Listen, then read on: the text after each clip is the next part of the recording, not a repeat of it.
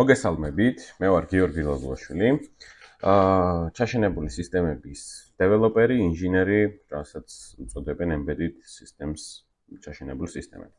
ამ ვიდეოში გესაუბრებით იმაზე, თუ რას წარმოადგენს ჩაშენებული სისტემები და გეტყვით, რომ ამ მიმართულებით ვაპირებ კიდევ რამდენიმე არაერთი ვიდეოს გაკეთებას, ატვირთვას, რომ ვისწავლოთ იმ კონტროლერის პროგრამირება, გამოყენება, პროექტების შექმნა, დრაივერების აწყობა, რომელიც არის მაგალითად STM32.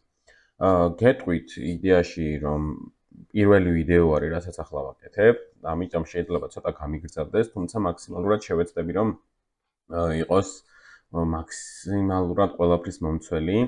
რადგანაც ამ ვიდეოებში განვიხილავ და გასწავლით ისეთ რაღაცებს, რაც არის ფუნდამენტური რაღაც იმის იქით, რომ აღარაფერი ხდება ფაქტიურად 0-დან ყველა ბიტებს შევეხებით, ყველა ადგილს გავივლით იდეაში მიკროკონტროლერში და ასე დავწერთ ჩვენ კოდებს. გეტყვით იმას, რომ წინასწარ რაღაცა 0 ცოდნით, ესე იგი აქ არ გამოგვადგება.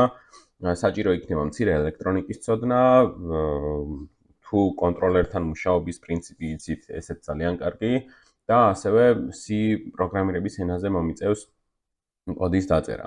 თუ რაიმე სხვა პროგრამირების ენაში რაღაცა გამოცდილება გაქვთ, შეიძლება ეს დაგეხმაროთ. არ გულისხმობ მაგალითად ვების მიმართულებას, რადგანაც იქ უფრო განსხვავებული მიდგომებია. კიდევ რაც შეიძლება ესეთი მნიშვნელოვანი, გეტყვით, რომ აქ ამ ვიდეოების როდესაც გაივლით, გექნებათ საფუძვლიანი ცოდნა, ანუ რომ არის ხოლმე მაგალითად რაღაცა ვიდეო კურსები, რომელიც basic ცოდნას გვაძლევს, ეს basic-იც იქნება და უფრო მეტიც იქნება, ანუ რაღაც მყარი საფუძვლიანი ცოდნა გვექნება ამ მიმართულებაში. რატომ გადავწყვიტე ამასაც გეტყვით, რა პოტენციალი აქვს და რა შეიძლება ბოლოს გამოვიყენოთ, რაში შეიძლება გამოგვადგეს ეს ვიდეოებიდან მიღებული ცოდნა. მოკლედ გეტყვით, რომ ჩაშენებული სისტემების მიმართულებით საქართველოში სამსახურები ძალიან ცოტაა. 1-2 კომპანია მეგულება და მახსენდება ისეთი, რომელსაც ამ მიმართულებაზე აქვს რაღაცა პროდუქტი საქართველოს ბაზარზე შექმნილი, წარმოდგენილი. თუმცა საქართველოს საზღვრებს გარეთ, უფრო ევროპაზე რო კონცენტრირდეთ, საკმაოდ მაღალი არის მოთხოვნაც და ანაზღაურებად საქართველოს დონესთან შევადარებთ, დაახლოებით წელიწადში 60,000-დან 100,000 ევრომდე არის შემოსავალი, ანუ ხელფასი წლიური, რომ წარმოვიდგინოთ. თუ სამსახურის მიმართულებით გინდათ რომ ისწავლოთ ეს მიმართულება, ასეთ შემთხვევაში თქვენ ინგლისურიც დაგჭირდებათ, იმიტომ რომ დისტანციურად თუ შეძლებთ მაგალითად ევროპის რომელიმე ქვეყანაში დასაქმებას, ან პროექტებს თუ აიღებთ მაგალითად რაღაც კონკრეტული ვადით, საქართველოში შეგიძლიათ ასევე თქვენი იდეები განახორციელოთ, ანუ თქვენ თვითონ შექმნათ რაიმე პროდუქტი და შემდეგ უკვე ეს გაყიდოთ ისე, რომ სამსახური დაიწყოთ. ასეთი რაღაცები, რავი, საქართველოში დიდად არ ცვათვალიერებ ვაკანსიების საიტს, მაგრამ როგორც ვიცი, მაინც არ არის. ხო, მოდი გადავიდეთ ძირითად საკითხზე, თუ რატომ STM32, რას წარმოადგენს ჩაშენებული სისტემები და რა ხდება ამის ირგვლივ. მოკლედ, დღეს ვისაუბრებ ძალიან მოკლედ მინდა ვისაუბრო და თუ რაიმე გაურკვეველი იქნება ხოლმე, მინდა რომ დამიწეროთ კომენტარები, თუ რაიმე ცვლილება იქნება ისეთი, რომელიც მაგალითად აქ ცუდად გავაკეთეთ, ცუდად ხსნი რაღაცას, მირჩევნე ხოლმე რომ დამიწეროთ და ის ცვლილება რაც იქნება შევიტან შემდეგ ვიდეოებში, რომ შედარებით უკეთესად მოგაწოდოთ ყველაფერი. ხო, რა არის ჩაშენებული სისტემები, რა არის მიკროკონტროლერი, პროგრამირება, სენსორები, დენი და რაღაცა Hello World პროგრამა. გავივლით მოკლედ ამ ყველაფერს. მანამდე გეტყვით, რომ არსებობს კიდევ მაგალითად Arduino შეიძლება გსმენიათ თუ უკვე რაღაც ტიპის გამოცდილება გაქვთ. Arduino შედარებით სუსტი მიკროკონტროლერია, არ არის გამოყენება ისეთი სამსახურებში, რომ მოთხოვნადი იყოს. რაღაც კონკრეტული სახლის პროექტები შეიძლება გააკეთოთ ამაზე და უფრო მეტად სასწავლოდ არის ორიენტირებული. აქვს 8 ბიტიანი დამისამართების სისტემა Arduino-ს, ხოლო STM32-ს აქვს 32 ბიტიანი, რაც იმას ნიშნავს, რომ შედარებით დიდი მონაცემის დამუშავება შეუძლია და რეგისტრების ზომები და ასე შემდეგ. ეს ყველაფერი უცხო ტერმინი თუ რას წარმოადგენს 8 ბიტიანი დამისამართების სისტემა და რეგისტრები და რაღაცები დეტალურად გავუვლით ყველაფერს. და გეტყვით მაგალითად იმას, რომ უცხო ტერმინებიც არ მინდა შემოვიტანო, იმის შესახებ თუ რამდენად უპირატესი არის STM32, ხო, Arduino არც გამოიყენება მაგალითად რაიმე წარმოებისთვის, არის როგორც გითხარით უფრო სწავლაზე მორგებული, მასზე დაწერილი კოდები ჩვენ ან თქვენ თუ კი რაიმე გამოგიყენებიათ ხოლმე, არის სხვის მიერ შექმნილი, სხვის მიერ დაწერილი და ჩვენ ვიყენებთ ხოლმე ამას, ხო, რაც არ უნდა შევქმნათ, რაც არ უნდა გავაკეთოთ, ჩვენ რა ბრძანებებსაც წერთ ხოლმე, ეს ყველაფერი არის ვიღაცის მიერ დაწერილი და შემდეგ ამ ვიღაცის მიერ დაწერილ ბიბლიოთეკებს ვიყენებთ, რომ რაღაცა კოდი ავაწყოთ.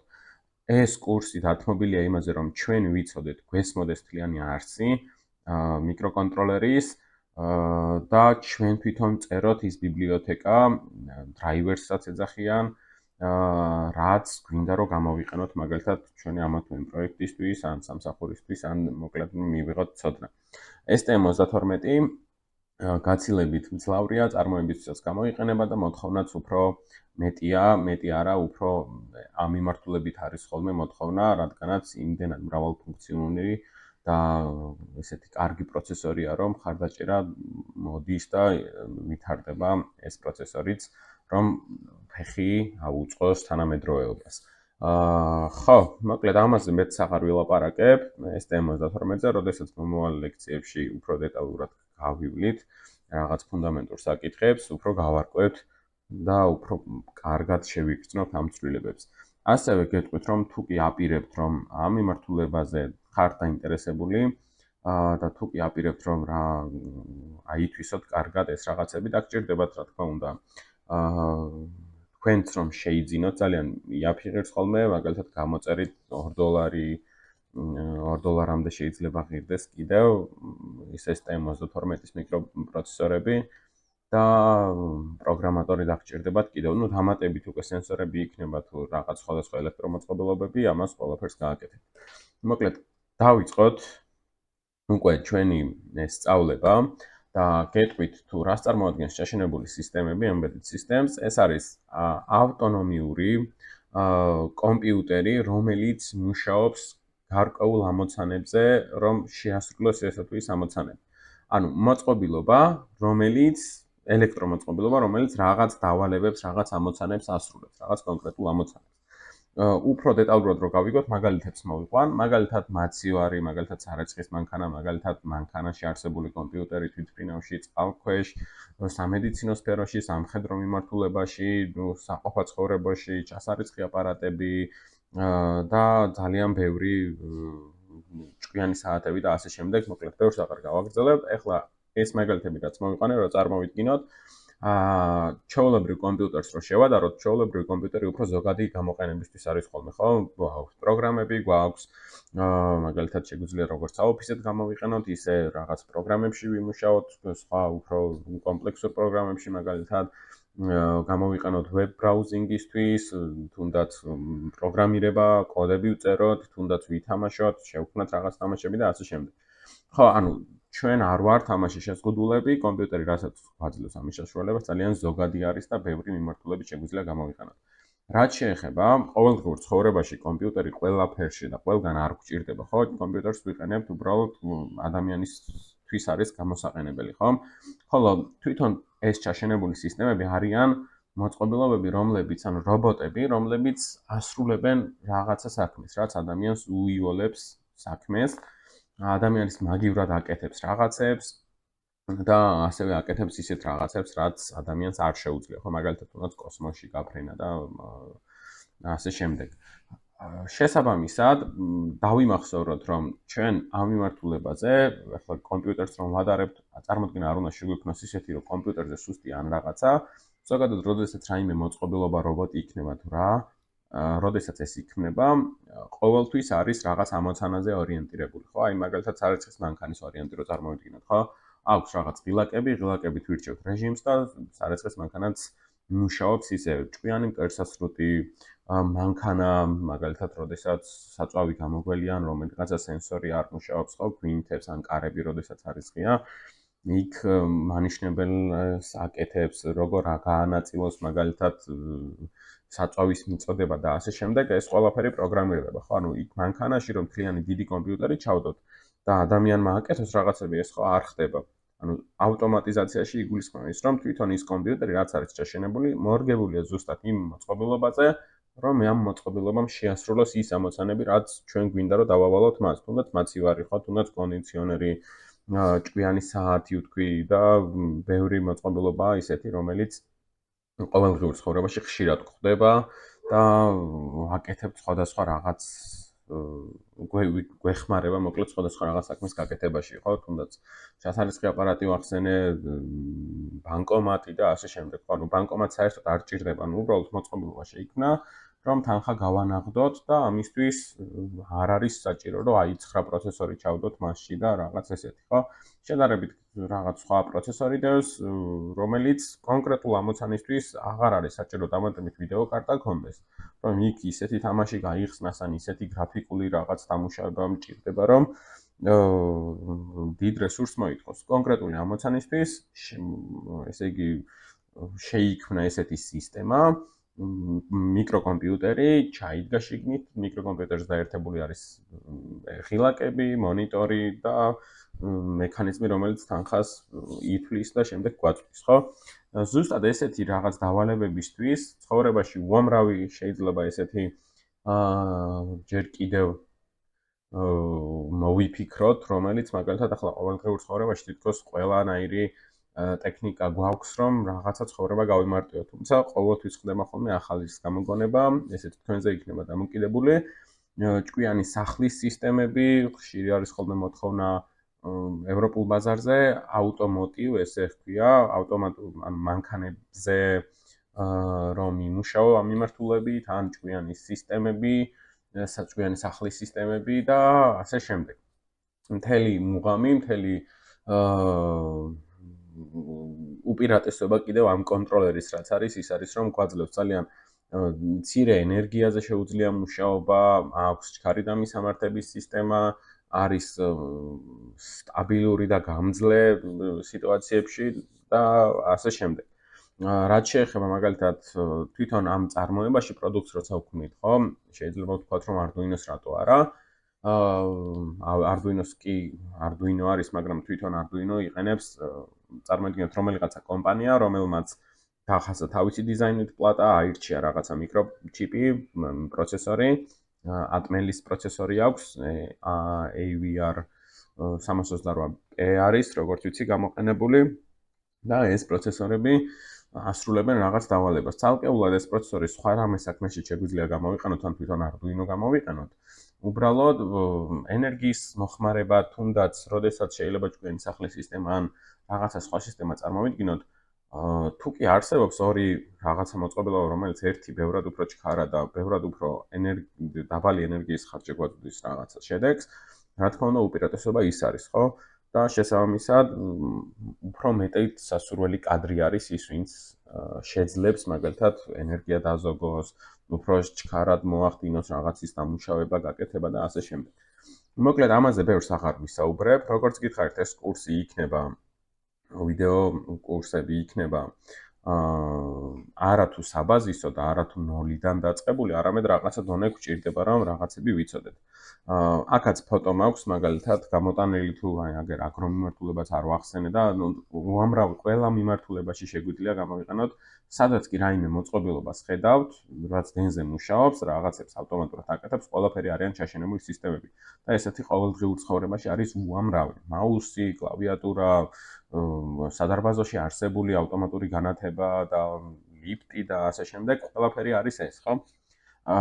მოკლედ, გადავიდეთ ახლა შემდეგზე და აი აქეთაც დაბლა ფოტოზე რომ ნახოთ, მაგალითად ერთი კონტროლერია, მთავარი პროცესორი, და ეს აკონტროლებს სხვადასხვა რაღაც მოწყობილობებს, სენსორებს თუ რაღაცა სხვა მექანიზმებს ამუშავებს.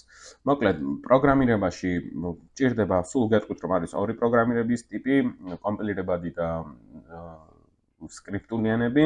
სკრიპტულიანები პირდაპირ ეშვება, ანუ რაღაცა პროგრამის მიერ რა კოდებსაც დავწერთ ედიტორში, ის კოდები პირდაპირ გაეშვება და გვაძლევს შედეგს. ხოლო კომპილირებადი ენები, რომელიც ჩვენ მუშაობთ, უფრო სისტემებისთვის გამოიყენება, ჩვენი კოდი რაღაც პროგრამას გადაყავს ორობით კოდში, ერთიანებში და ნოლიანებში. და ეს ერთიანები და ნოლიანები ახალ ფაილს, ანუ ერთიანების და ნოლიანების, ანუ ბინარულ ახალ ფაილს გვაძლევს და აი ეს ახალი ფაილი უნდა გავუშვათ, რომ ჩვენს მიერ დაწერილი კოდი რაც გვინდა რომ გაეკეთებინა ჩვენს კოდს, რომ ის შესრულდეს, ხო? ის ერთი არის source code, მეორე არის machine code და ესე მუშაობს. ჩვენც ესე იგი როცა დავწერთ ხოლმე, ჩვენი კოდი ჯერ გადავა ორობით კოდში, შემდეგ ეს ორობით კოდი ჩაიწერება პროცესორში.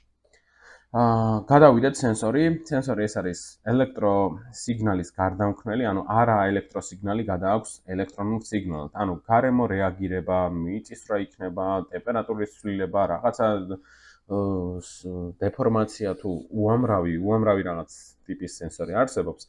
მარტივად რომ გითხრათ, აქვს ხოლმე აი ერთ-ერთი რაღაცა რო წარმოვიდგინოთ, მოკლედ ესეთ სინათლის სენსორად რო წარმოვიდგინოთ, აი აქ სენსორების საკმაო ნაწილი იყენებენ ამ მიდგომას, თუმცა არიან განსხვავებული ტიპის სენსორები და მოდი უბრალოდ წარმოვიდგინოთ, რომ შეგვიქმნას ამას განვიხილავ, ხო? ყველა რა თქმა უნდა ელექტრომოწყობილობა სჭირდება დენ იმისთვის რომ იმუშაოს, დაუშვათ სულ დაბლა პინზე, აქეთ გვაქვს 5 ვოლტი, სულ მაღლა პინზე პლუსი და მინუსი, ხო, 5 ვოლტი ანუ პლუსი, ხოლო აქეთ მინუსი GND, ground-ი.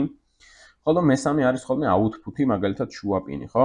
იმის მიხედვით თუ მაგალითად სინათლე როგორ იცვლება, ქიმიურად ისე არის შექმნილი ეს მოწყობილობა, რომ მაგალითად სინათლეზე ატარებს უფრო მეტ დენს, ну შიგნით კიდევ რაღაცა მოწყობილობებიც იქნება, შეიძლება წინაღობა და რაღაც სხვა ელექტრომოწყობილობები. და ყველაფერსაც გავივლით რაში გვჭირდება ხოლმე მარტივ თემებს, თუმცა საფუძვლიანად თუ გინდათ რომ იცოდეთ, დაგჭირდებათ რომ მოიძიოთ, იმიტომ რომ ამ მიმართულებას ხდება, თუ სურვილი გექნებათ რაღაც კონკრეტული ცალკეული ვიდეოები შემიძლია გავაკეთოთ, თუმცა როგორც გითხარით, მივყვებით იმას, რომ ჩვენ უკვე რაღაცა ცოდნა უნდა გქონდეს, რომ გავაგრძელოთ მოკლედ ეს კურსი. ესე იგი, თუ კი სინათლე ძალიან მაგალითად მაღალი იქნება, უფრო მაღალი დენი გამოვა, წარმოვიდგინოთ ესეთი სიტუაცია, ხოლო თუ სინათლე დაიკლებს და მაგალითად სიბნელე იქნება, აქამდე 5 ვოლტი გამოდიოდა, ახლა მაგალითად შეიძლება 4, 3, 2 ან 1 ან საერთოდ აღარ გამოატაროს დენი და ესე მუშაობს დენს, როდესაც გავზომავთ, მოკლედ ხვდებით X სინათლე არის თუ არა და შემდეგ უკვე რაღაც სხვა დავალებას გავაკეთებინოთ, ხო, მაგალითად თუ სინათლე არ არის, თუ სიბნელეა, ანუ აქ თუ დაბალი ძაბვა მომდის, მაშინ ამ შემთხვევაში აინთოს მაგალითად ნატურა, ხო? ან გააკეთოს რაღაცა ჩართოს ძრავი, ჩართოს ეს და ასე შემდეგ. გადავიდეთ შემდეგ ეტაპზე. დენს აქვს, ესე იგი, ელექტროენერგია რაც მოკვდის სახლში მაგალითად ეს არის ორი მახასიათებელი. ესეთი დეტალიც უნდა განიხილოთ, რაც დაგჭირდებათ აუცილებლად, რომ დენის შესახებ ვიცოდეთ, ცვლადი და მუდმივი დენზე. აი ეს მე მგონი შემდეგ სლაიდზე მაქვს. ხო, მანამდე გეტყვით, რომ ორი მახასიათებელი აქვს, დენის ძალა, რაც იზომება ამპერებში და ძაბვა, რაც იზომება ვოლტებში, ხო? ესენი არ უნდა აგვერიოს ხოლმე, უნდა ვიცოდეთ, რას წარმოადგენს. და არსებობს ქართული ვიდეოებიც, ამიტომ აღარ ვაპირებ რომ უფრო სიხრმისეულად ჩავიდე და ისე აგიხსნათ. რომ დენის საშუალებით ხდება ყველა ინფორმაციის დამუშავება, თვითონ დენი წარმოადგენს ინფორმაციას, რას და როგორ ეს შეგიძლიათ თქვენთაც მოიძიოთ. AI-ის ხანა, შეგიძლიათ AI-ის კითხოთ, ქართულადაც შეუძლია დოკუმენტაციის გაკეთება და ნუ უცხოენა თუ იცით, უფრო უკარგი. უფრო დეტალურად და უფრო ხარისხიანად აკეთებს ხოლმე ანალიზს AI-ის თუ გამოიყენებთ. თუ არა Google-შიც და YouTube-შიც არაერთი ქართული ან უცხოური ვიდეო არსებობს დენზე და ის მახასიათებლების სწავლაზე. არსებობს ცვლადი და მუდმივი დენი, ცვლადი დენი არის, რომელიც ნიშანს იცვლის, ხოლო მუდმივი დენი არის, რომელიც სტაბილურად პლუსი და მინუსი გვაქვს ბოლოებზე. ხო, აქეთ წესები არ მიდგომს, რამდენად გასაგები იქნება თუ კი არ ვიცით და თუ 0 გვაქვს ეს ცოდნა, ახლა ელექტრონების მოწესრიგებული მოძრაობა არის დენი, ხოლო პოტენციალთა შორის სხვაობა, ორ ელემენტზე ორ დაბოლოებას შორის პოტენციალი რა სხვაობითაც გვაქვს. ამას ეს არის ხოლმე ვოლტი თუ რამდენი ვოლტია. ხო, ესენი ერევათ ხოლმე უბრალოდ ერთმანეთში და ჯობია რომ თუ კი რაღაცა კითხვის ნიშნები გაქვთ, ან კითხოთ დამიწეროთ კომენტარებში, ან გადახვიდეთ და სხვა ვიდეოები ვნახოთ. რა თქმა უნდა, მუდმივ დენზე მუშაობს უმრავლესობა მოწყობილობების სრულდიდენი, იმიტომ არის ხოლმე საჭირო, რომ შორ მანძილზე მივიტანოთ დენი. ხოლო როდესაც მიგვაქვს ხოლმე მაგალითად სახლებში თუ სადმე, ყველა მოწყობილობას ტელეფონია თუ რაღაც ლეპტოპია თუ კომპიუტერია თუ სხვადასხვა მოწყობილობები, რაც არის, ყველაფერს აქვს რაღაც გარდამქმნელი, რომელიც ლადენს გარდაქმნის მუდმივში და შემდეგ ეს მუდმივი დენით მუშაობს მაგალითად ტელევიზორი, მაგალითად კონდიციონერი, მაგალითად და 1-2 მოწყობილობა არის, თუნდაც რავები ან ვარვარების ნათურები, რომლებიც 200 ვოლტზე მუშაობენ, თუმცა LED ნათურებიც კი პირდაპირ 200 ვოლტზე ერთდებიან, მაგრამ შიგნით პატარა პლატა აქვს, რომელსაც მაგალითად მუდმივ დენზე გადაყავს და ესე ხდება. მოკლედ, მუდმივი დენი გვაძლევს იმის საშუალებას, რომ კონტროლერს, მიკროპროცესორს უთხრათ, რა ინფორმაცია არის და ზოგადად ინფორმაცია ამ დენის საშუალებით ხდება. მარტივად რომ წარმოვიდგინოთ, ახლა აქ რაც არის, შეიძლება არ ჩაუღრმავდეთ, მაგრამ გავივლით ეტაპობრივად. თუ გვაქვს სულ 5 ვოლტიანი სისტემა, მაგალითად შევთანხმდებით ისეთ რაღაცაზე, რომ თუ კი 5 ვოლტს ვაგზავნი ერთიანად აღიქვი, ერთიანი დაწერე სადღაც მეხსიერებაში, ხოლო თუ 0 ვოლტს ვაგზავნი, მაგალითად ჩაწერე 0-იანი. და ამ ერთიანების და 0-იანების, ანუ ძაბვის მონაცვლეობით, შეგვიძლია გავიგოთ ერთიანების და ორიანების კომბინაციით რაღაც რა ინფორმაცია მოვიდა, ხო? სხვადასხვა კონტროლერს ახლა ეს განსხვავებული აქვს, ზოგი მაგალითად 2.7 ვოლტს აღიქვამს 0-ად და უფრო 2.2 ვოლტს მაგალითად 0-ად და 2.7-ზე მაღალს უკვე ერთად და ასე შემდეგ. ეს ყველაფერი უნდა ვიცოდეთ თითოეული მწარმოებლის შესახებ, უნდა წავიკითხოთ და გავიგოთ თუ ყველაფერს გამოვიყენებთ ხოლმე. ორობით კოდს რაც შეეხება, ესეც ჩვეულებრივი რიცხვითი ჩანაწერია, უბრალოდ ჩვენ ვიცით 0-დან 9-მდე არსებული ციფრები და რომელსაც საგანთა დასათვლელად გამოვიყენებთ, ხო, ნატურალური რიცხვები, რასაც ქვია. ორობითი კოდითაც ზუსტად იგივენაირი სისტემა არის, ოღონდ გვაქვს 0-იანი და 1-იანი მხოლოდ და ეს გვაძლევს რაღაცა რიცხვს. ორობითი კოდიც დაგჭირდებათ ორობითი ოპერატორები პროგრამირებაში, ასევე ესეც მნიშვნელოვანი იქნება. თვითონ მიკროკონტროლერი ეს არის რაღაცა მცირე კომპიუტერი, რომელსაც აქვს ცენტრალური პროცესორი, CPU, Central Processing Unit, ასრულებს ინსტრუქციების დამისამართებას, შეგვიძლია ესე დავიმახსოვროთ. თელ სისტემაში, ანუ არაერთი მოწყობილობა არის პროცესორის ირგვლივ და მათ შორის კოდი, რაც იქნება, ხო, რაღაც ფლეშ მეხსიერებაში იწერება, ეს კოდი როგორ ამოიღოს, როგორ უთხრას სხვა რაღაცას, რომ ეს ჩართე, ის გამორთე, ეს რაღაცა ყველაფერს ამ ინფორმაციებს ამისამართებს CPU. აი ამისთვის გამოიყენება. ნუ მისი მახასიათებელი არის ხოლმე რაღაც რამდენ ბიტიანია, რა სიხშირე აქვს და ასე შემდეგ. სიხშირეც კიდე სხვა რამეზე არის ხოლმე დამოკიდებული. ესე იგი პროცესორზე მარტივად ჯერ ის დავიმახსოვროთ, რომ არის მონაცემების დამისამართებელი. შემდეგ არის პროგრამული მეხსიერება, ფლეში და რომი, სადაც ინახება ხოლმე კოდი. ფლეშ მეხსიერება და რომში იგულისხმება read only memory, ხოლო მეხსიერება არის და მეტი არაფერი სარაკეთებს ეს. განსხვავებით მაგალითად ოპერატიული მეხსიერებისგან, რომელსაც ქვია RAM-ი, random access memory, დროებითი მონაცემებისთვის გამოიყენება. ანუ რაღაცა ინფორმაციის დამუშავება, როცა მჭირდება ამ ყველაფერს ამუშავებს RAM-ი, ანგარიშობს.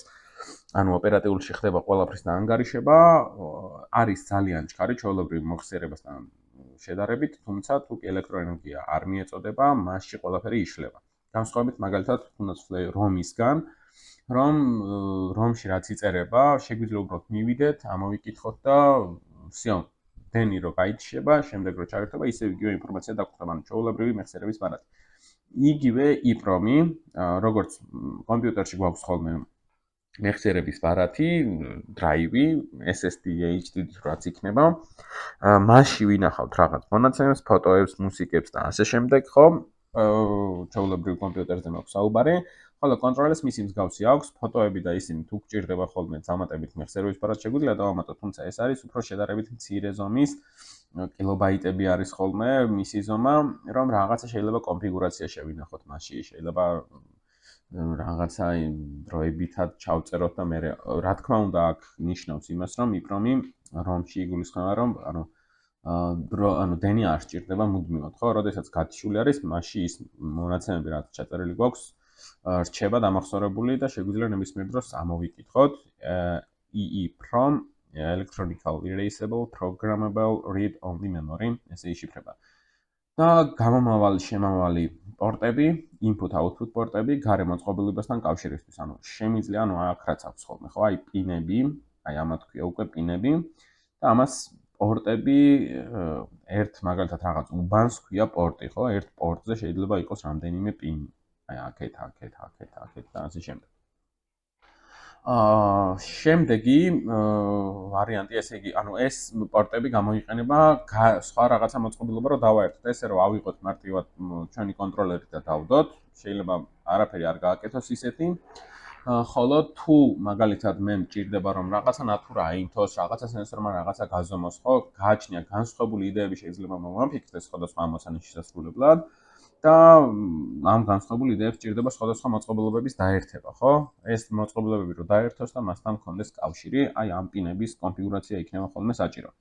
და ასევე საუბარი არის პერიფერიული მოწყობილობებზე, რომელიც არის მაგალითად ციფრულ-ანალოგური გარდამქმნელები, კომუნიკაციის მოდულები, UART, SPI, I2C, CAN და სხვა, რომელსაც შევეხებით და საფუძვლიანად გავივლით ამ ყველაფერს. ხო, ახლა მეტი არაფერი ისეთი არ გვინდა. ჩვენ რასაც გამოვიყენებთ, ეს არის STM, მე რასაც გამოვიყენებ, STM32 F411 CEU6. ესეთი Black Pills ეძახიან ხოლმე, ახალი მოდელი არის შედარებით. აქამდეც შეიძლება ესეთი მსგავსი გინახავთ, შეგიძლიათ გამოიყენოთ მაგალითად STM32 F103, ესეც ხშირი მოდელები არის ხოლმე და შეიძლება გქონდეთ თუ კი ეს მიმართულება გაინტერესებთ, არა მგონია ახლავე 0-დან იწყებდეთ, იმიტომ რომ 0-დან ამის ჩემი ვიდეოების დაწყება არ იქნება კარგი. მონაცემები აქეთ მარცხნივ შეგვიძლია წავიკითხოთ თუ რა მონაცემები აქვს. ეხლა სათითაოდ ამ ყველა მონაცემებს არ გავივლი, იმიტომ რომ შეიძლება არაფრის მომცემი არ იყოს, თუმცა როდესაც მივალთ ხოლმე ამ საკითხებზე, ზუსტად გავიგებთ სიღრმისეულად თუ რას წარმოადგენს თითოეული აი 100 მეგაჰერცი, აი ეს ფლეში ბევრია თუ ცოტა, აი ეს ღილაკები, რაც აქვს მაგალითად 25 PWM output-ი რას ნიშნავს და ანუ მოკლედ ყველა დეტალი და ყველა დეტალს შევეხებით გავივლით. მაქსიმალურად და მომწურავად გექნებათ ამის შესახებ ინფორმაცია. შეგიძლიათ ესე იგი გამოიყენოთ სხვადასხვა ტიპის კონტროლერები, ეს არის Cortex STM ARM Cortex M4-ის პროცესორი. არიან ARM Cortex M0, M1, M2, M3. M3 არის ხოლმე STM Blue Pill-ები, STM32 F103 მოდელები, რომელიც ხშირად გავრცელებული იყო და აქამდე უფრო ხშირი იყო. თუმცა ახალი შემოსულები არის უკვე ეს, საქართველოში ჯერ კიდევ არ არის, მე მგონი. და ახალიც არ ქვია უკვე მსოფლიო ბაზარზე თუ უკვე იქნება საუბარი. ხო, Cortex M4 პროცესორზე მუშაობს. ეს ყველაფერი თუ გინდათ დამოუკიდებლად კიდევ დასერჩეთ. იქნება დიდი მსგავსება ერთმანეთს შორის, მაგრამ შეიძლება იყოს რაღაცა განსხვავებები და მთელი მუღამი შეიძლება ის იყოს, რომ ცოტა განსხვავებული რაღაცა რო არის, ცოტა მეტი გარკვევა დაგჭირდეთ თქვენ თვითონ რაღაცეებში, რომ უფრო საფუძვლიანად მიიღოთ ცოდნა. მარტო ჩემი ვიდეოების ყურებით არაფერი არ გამოვა, ეს იქნება ალბათ 10% იმ ცოდნისა, რაც უნდა მოგაწოდოთ, მხოლოდ ჩემს საუბარს თუ მოისმენთ. დანარჩენი 90% იქნება თქვენს მიერ შესასრულებელი, რომ თქვენ თვითონ წეროთ კოდი, თქვენ თვითონ აიღოთ დააერთოთ სხვადასხვა რაღაც მოწყობილობები, დააპროგრამოთ, დებაგირების პროცესებზე იმუშაოთ, რეგისტრები შევამოწმოთ და ასე შემდეგ. მოკლედ, ეს იქნება ჩემი პირველი ვიდეო. ახლა ამით დავასრულებ. იმედი მაქვს, რომ იქნება ერთი ადამიანი მაინც, ვისაც ეს მიმართულება აინტერესებს, ახლა თუ არა მომავალში, YouTube-ზე ავტვირთავ ამ ვიდეოებს და იმედი მაქვს, რომ ვიღაცას მაინც გამოადგება. ჩემი მე ამ მიმართულებაზე უკვე წლებია, შეიძლება 15 წელია ამ მიმართულებაზე ვარ და მიუხედავად იმისა, რომ საქართველოში ამ მიმართულებაზე სამსახურები არ არსებობს, მქონია მაგალითად გამოცდილება პროექტებზე, საერთაშორისო პროექტებზე, ხო, სხვა არა საქართველოში. ასევე საქართველოშიც მქონია რაღაცა პროექტები, ასევე მაგალითად გრანტები, რაზეც მიმუშავია ხოლმე, თუმცა იმდენად ჩემი საყვარელი მიმართულება და სფერო არის, რომ რაც არ უნდა შეზღუდვა იყოს, როგორც არ უნდა იყოს, მაინც ამ მიმართულებაზე ვფიქრობ, ამ მიმართულებაზე ვლაპარაკობ, საღამოობით, დღისით თუ ღამით თუ რაღაცა, აი ეს მიმართულება მიყვარს და სულ ვცდილობ რაღაცები წავიკითხო, განვიხილო და ასე შემდეგ. ასე რომ ესეც ერთ-ერთი მიზეზი იყო თუ საქართველოში ვერც პოტენციალს ხედავ ამ მიმართულებაში, რომ მაგალითად მომავალში იქნება რაღაც ქარხანა თუ რა საწარმო რაღაცა, მაგრამ